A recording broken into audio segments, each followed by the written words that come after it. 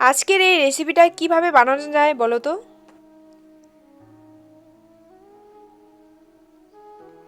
Hello বন্ধুরা, আজকে আমার হাতে আছে চিংড়ি মাছ কতগুলো। আমি প্রথমে যদিও মাছগুলো ভালো করে ধুয়ে নিয়েছি, তো তবুও আমি একটা পাত্রের মধ্যে কিন্তু সুন্দর করে আবার সাইজ করে রেখে দিচ্ছি। তো এখন কিছু কিছু মাছের মাথাগুলো আমি আলাদা করেছি, আর কিছু কিছু মাছের মাথাগুলো মাছের সাথেই রয়েছে। তার উপরে আরেকটা কথা আছে যেটা বিশেষ ইম্পর্টেন্ট, সেটা হচ্ছে মাছের মাথার উপর দিকে কিন্তু ভেঙে নিয়ে ওখানে কিন্তু ভিতর সাইডের থেকে একটা কালার সুতো টাইপের বের হয়, ওটা কিন্তু একে একে করে সুন্দর করে আমি বেছে নিয়েছিলাম। এটা কিন্তু বাছলে মাছটা পরিষ্কার হয়ে গেল সুন্দরভাবে, একদম মাছটাকে ধুয়ে নিয়েছি আবারও সুন্দর করে। তারপরে আবার প্লেটে রেখে দিয়ে এখন এটার উপরে আমি নুন আর হলুদ মাখবো। আমি ফার্স্ট টাইম বানাচ্ছি, আমি কিন্তু আগে কখনো বানাইনি। তো চলো বন্ধুরা, আমার সাথে সাথে তোমরাও কিন্তু একটু দেখে নেবে আমি কিভাবে বানালাম। প্রথমেই কিন্তু আমি মাছের মাথাগুলোকে ভেজে নিচ্ছি। মাছের মাথাগুলো একটু কড়া করে ভেজে নেব, আর মাছগুলোকে একটু হালকা করে, মানে বেশি নয়, 30 সেকেন্ড ভাজলেই হবে।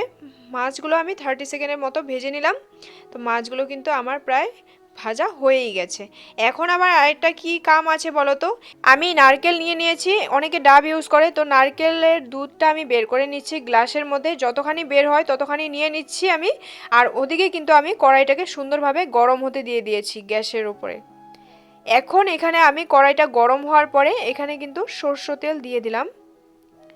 সরষে তেলটা গরম হওয়ার পরে এখানে কিন্তু আমি পেঁয়াজটাকেই প্রথমে দিয়ে দেব। পেঁয়াজ আমি পেস্ট করব না, অনেককে দেখি আমি পেঁয়াজটা পেস্ট করে দেয়, তো আমি আমার মতন করে বানাবো। চলো তোমরা দেখতে থাকো বন্ধুরা আমি কিভাবে বানাই। আর এদিকে আমার মাছগুলো চেয়ে চেয়ে দেখছে, তো পেঁয়াজটা আমি দিয়ে দিলাম। কড়াই আমার পুরো ফুললি গরম হয়ে গেছে, একদম পুরো ঝাকাস গরম হয়ে গেছে। এখন আমি পেঁয়াজ কুচিটাকে সুন্দর করে ভেজে নিচ্ছি, লাল লাল করে ভেজে নিচ্ছি, কিন্তু সুন্দর করে ভেজে নেওয়ার পরে এখানে আমি আদা আর রসুন বাটাটাকে আমি দিয়ে দিচ্ছি। আদা আর রসুন বাটাটা দেওয়ার পরে আবারও সুন্দর করে আমি ভেজে নিচ্ছি।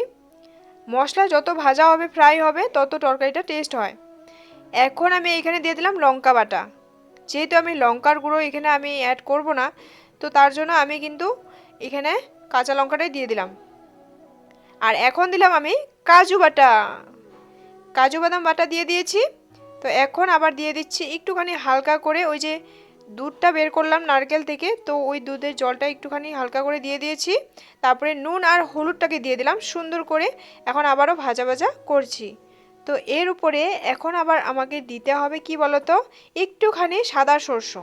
সাদা সরষে আমি দিয়ে দিলাম। দেওয়ার পরে আবারও সুন্দর করে নাড়াচাড়া করছি। এখন আমি এখানে কিন্তু কি পেস্টটা দিলাম বলো তো, এখানে আমি এখন দিলাম চিংড়ি মাছের যে মাথাগুলো ছিল ওগুলাকে বেটে দিয়ে দিয়েছি। তারপরে এখানে আমি টক দই দিয়ে দিলাম। অল্প পরিমাণ টক দই দেওয়ার পরে ঘাটাঘাটি করছিলাম। তারপরে আবার জিরে গুঁড়ো অ্যাড করলাম। জিরে গুঁড়ো দেওয়ার পরে এখন নারকেল থেকে বের হওয়া দুধটা আমি দিয়ে দিয়েছি এখানে। তারপরে কিন্তু হালকা একটু জল ইউজ করতে পারো।